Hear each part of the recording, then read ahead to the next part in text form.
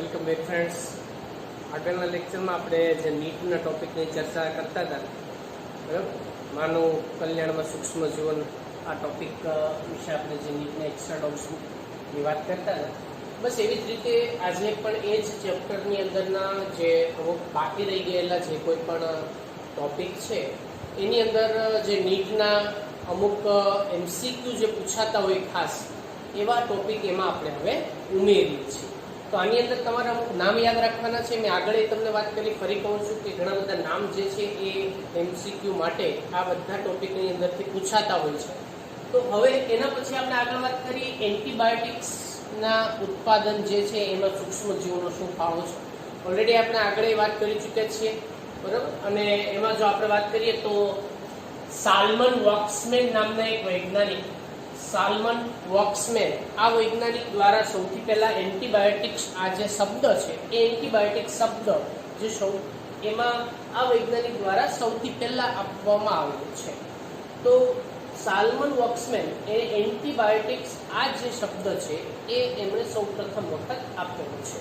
હવે બાકી આપણે જાણીએ છીએ કે એલેક્ઝાન્ડર ફ્લેમિંગ જે છે એ જે પ્રયોગશાળાની અંદર કામ કરતા બેક્ટેરિયા ઉપર, તો એમાં મોલ્ડની આસપાસ બેક્ટેરિયા એને ઉગેલા ન જોઈએ, બરાબર, ઉછેર પામેલા ન જોઈએ, વૃદ્ધિ પામેલા ન જોઈએ, જેના આધારે એમણે એ મોલ્ડની ઓળખ કરી અને એ મોલ્ડના પેનિસ જે જાતિ છે એમાં એ છે પેનિસિલિયમ નોટેટમ. પેનિસિલિયમ નોટેટમમાંથી પેનિસિલિન, આ એન્ટીબાયોટિક્સ જે છે એની એને શોધ કરી છે. પછી એનું શુદ્ધિકરણ કરવામાં આવ્યું છે, બરાબર, અને એ વૈજ્ઞાનિકોને નોબેલ પ્રાઇઝ પણ આપવામાં આવે છે. તો આ ના વિશેની આ ટૂંકમાં વાત થઈ. હવે અહીંયા આપણે કેટલીક એન્ટીબાયોટિક્સ જે છે એના નામ છે, બરાબર. અહીંયા આપણે કેટલીક એન્ટીબાયોટિક્સ, આ એન્ટીબાયોટિક્સના નામ છે અહીંયા, અને આ જે છે ને એનો પ્રાપ્તિ સ્ત્રોત છે. પ્રાપ્તિ સ્ત્રોત મતલબ કે આ જે સૂક્ષ્મજીવ જેમાંથી એ પ્રાપ્ત થાય એ સૂક્ષ્મજીવનું નામ છે. ઓકે, તો આ પણ ઓબ્જેક્ટિવ પ્રશ્ન માટે ખાસ અગત્યનું છે. જેમ કે આપણે વાત કરીએ એમાં તો ફ્યુમાઝિલિન, ફ્યુમાઝિલિન જે છે એ એસ્પરજીલસ ફ્યુમેરિગેટ્સ નામની જે ફૂગ છે એમાંથી પ્રાપ્ત થાય છે, બરાબર. ફ્યુમાઝિલિન એ એની અંદર થી પ્રાપ્ત આપણને જે ફ્યુમેરિગેટ્સ જે છે એસ્પરજીલસ ફ્યુમેરિગેટ્સ એમાંથી આપણને પ્રાપ્ત થતું જોવા મળતું છે. તો એસ્પરજીલસ ફ્યુમેરિગેટ્સ માંથી પ્રાપ્ત. બેસિક રેસિન, બેસિક રેસિન જે છે બેસિલસ લાઇકેનિફોર્મિસ, બરાબર. આ બેસિલસ લાઇકેનિફોર્મિસ જે બેક્ટેરિયા છે એમાંથી પ્રાપ્ત થતું જોવા મળતું છે. સ્ટ્રેપ્ટોમાઇસિન, આ સ્ટ્રેપ્ટોમાઇસિન જે એન્ટીબાયોટિક્સ છે એ સ્ટ્રેપ્ટોમાઇસિસ ગ્રેસિયસ એમાંથી પ્રાપ્ત થાય છે. એ જ રીતે ટેટ્રાસાઇક્લિન, ટેટ્રાસાઇક્લિન જે છે એ સ્ટ્રેપ્ટોમાઇસિસ ઓરેઓફિસિયન્સ, ઓરેઓફિસિયન્સ, બરાબર. સ્ટ્રેપ્ટોમાઇસિસ ઓરેઓફિસિયન્સ એમાંથી ટેટ્રાસાઇક્લિન જે એન્ટીબાયોટિક્સ છે એમાંથી પ્રાપ્ત થાય છે. એવી જ રીતે એમાં જે એરિથ્રોમાઇસિન નામની જે એન્ટીબાયોટિક્સ જે છે એ એમાં સ્ટ્રેપ્ટોમાઇસિસ એરિથ્રિયસ, સ્ટ્રેપ્ટોમાઇસિસ એરિથ્રિયસ એમાંથી આપણને પ્રાપ્ત થતું જોવા મળે છે. અને ઝેન્ટામાઇસિન જે છે એ ઝેન્ટામાઇસિન જે માઇક્રોમોનોસ્પોરા પુરપુરિયા, બરાબર, માઇક્રોમોનોસ્પોરા પુરપુરિયા એમાંથી પ્રાપ્ત થાય છે. તો ઓબ્જેક્ટિવ પ્રશ્નની દ્રષ્ટિએ આ બાબત જે છે એને ખાસ તમારે એમાં યાદ રાખવાનું થશે. હવે એ પછી આપણે આગળ એમાં NCERT ની અંદર ઓલરેડી ચર્ચા કરી ચૂક્યા છીએ કે ઘણા બધા રાસાયણિક ઘટકો છે, ઉત્સેચકો છે, અન્ય એવા પણ જૈવિક રસાયણો છે કે જેની અંદર સૂક્ષ્મજીવોનો ઘણો બધો આપણને ફાળો જોવા મળતો હોય છે. પછી એ ખોરાકની દ્રષ્ટિએ જ્યુસ બનાવવા વપરાતા હોય, લોન્ડ્રીમાં ડાઘ દૂર કરવા માટે ઉત્સેચકો વપરાતા હોય, કે પછી એ કોઈ પણ પ્રકારની દવાખાના મેડિકલની અંદર કોઈ એ ક્ષેત્રમાં એ વપરાતા હોય, એ બધા વિશે પણ ઓલરેડી એમાં આપણે આગળ ચર્ચા કરી ચૂક્યા છીએ. એ ટોપિક પણ ડાયરેક્ટ જે નીટ લેવલનો જ, અને તમારે એમાં ખાસ યાદ રાખવાનો થશે. અહીંયા બીજા અમુક બે વિટામિનની આપણે એમાં વાત કરીએ તો વિટામિન B12, બરાબર, એ આપણને પ્રોપિયોની બેક્ટેરિયમ ફ્રેન્ડનની, તો આ જે એની અંદરના બેક્ટેરિયા જે છે એ પ્રોપિયોની બેક્ટેરિયમ ફેન્ડેરની બરાબર, ફેન્ડરની આ બેક્ટેરિયામાંથી પ્રાપ્ત થાય છે, પ્રોપિયોની બેક્ટેરિયમ ફેન્ડરની, જેમાંથી વિટામિન B12 એ ઔદ્યોગિક રીતે પણ એનું ઉત્પાદન જે છે એ કરવામાં આવે છે બેક્ટેરિયામાંથી. વિટામિન સી ઘણા બધા આપણને જાણીએ છીએ કે ભાઈ ખાટા ફળો એમાંથી પ્રાપ્ત થાય જ છે, પણ એને ઔદ્યોગિક ઉત્પાદન માટે જો વાત કરીએ તો એઝેટોબેક્ટરના ડિહાઇડ્રેશનની પ્રક્રિયાથી આ વિટામિન સી જે છે એ પણ એની અંદરથી આપણને પ્રાપ્ત કરી શકાય છે. તો આ જે વાત કરીએ આપણે એ એન્ટીબાયોટિક્સની અંદર અને એમાં સૂક્ષ્મ જીવોનો શું ફાળો છે અને કેટલાક વિટામિન્સની બનાવટમાં શું ફાળો છે.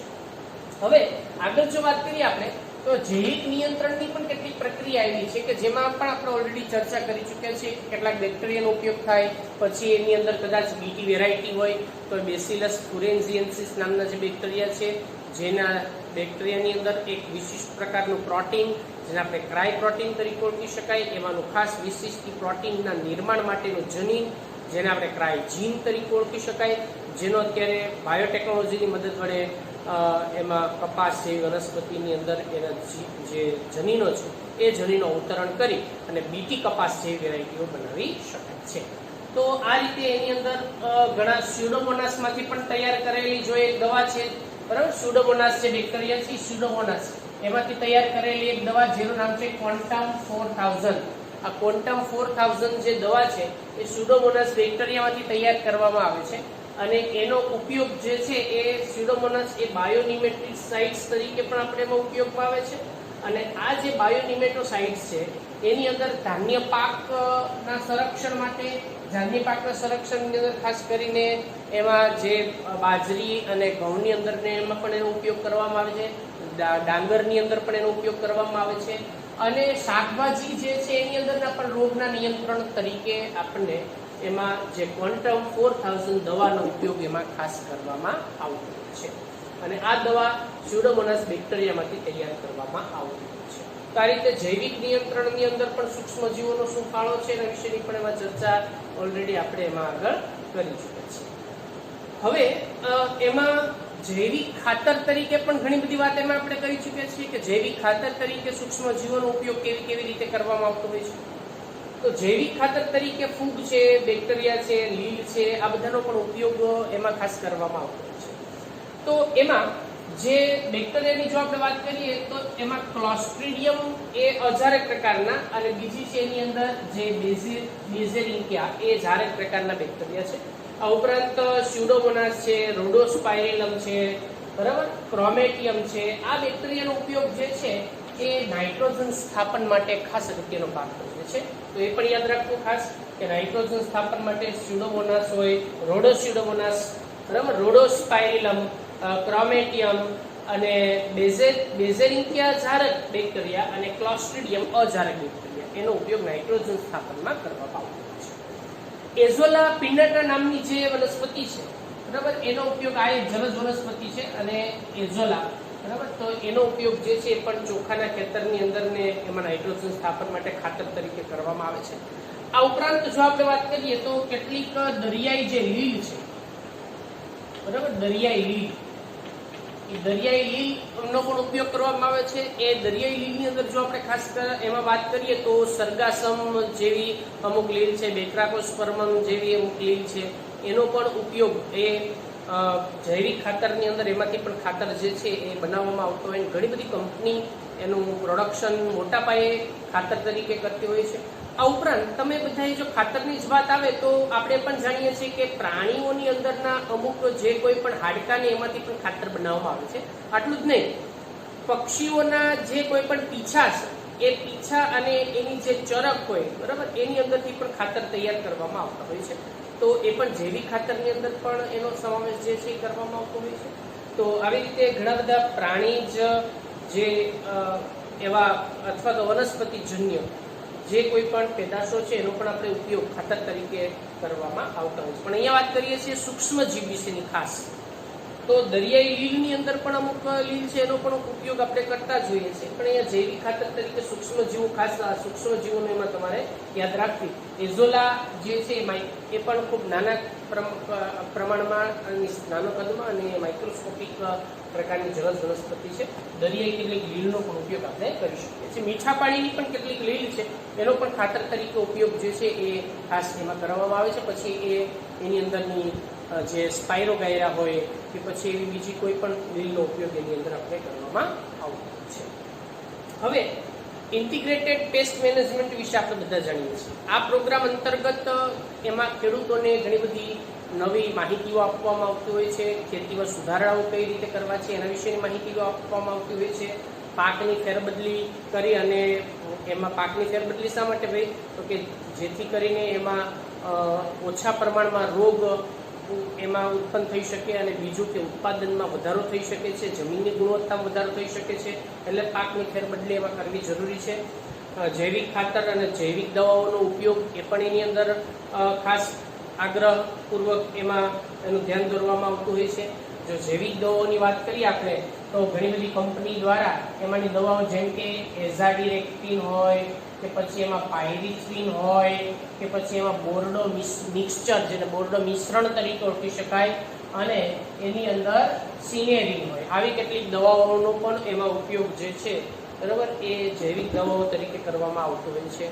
બીજું આપણે બધા જાણીએ છીએ કે અત્યારે એ સિવાયની એમાં ઇન્ટિગ્રેટેડ પેસ્ટ મેનેજમેન્ટની અંદર કેટલીક એવી વનસ્પતિઓ જેમ કે લીમડો છે, તુલસી છે, કુવારપાઠું છે, અશ્વગંધા છે, કરંજ છે, સીતાફળ છે, આ સિવાયની પણ કેટલીક એવી ઔષધીય વનસ્પતિઓ કે જે વનસ્પતિઓનો ઉપયોગ કરી અને એની અંદરથી પણ આપણે લીંબોળીનું ખાતર લીમડામાંથી બનાવી શકાય ને, તો એ બનાવી અને ખેતરમાં આપણે જો એનો ઉમેરો કરીએ તો એનાથી પણ પાકની જે ગુણવત્તા છે એમાં વધારો કરી શકાય. અને બીજું ખાસ કે રાસાયણિક ખાતરનો બને એટલો એમાં ઓછો વપરાશ જે છે એ ખેતર માટે પણ એમાં અને પર્યાવરણ માટે એ પ્રદૂષણ મુક્ત હોઈ શકે છે, અને ખેડૂતોને પણ એનાથી આર્થિક ફાયદો થઈ શકે છે, અને જમીનની જે ગુણવત્તા છે એ જળવાઈ રહે છે.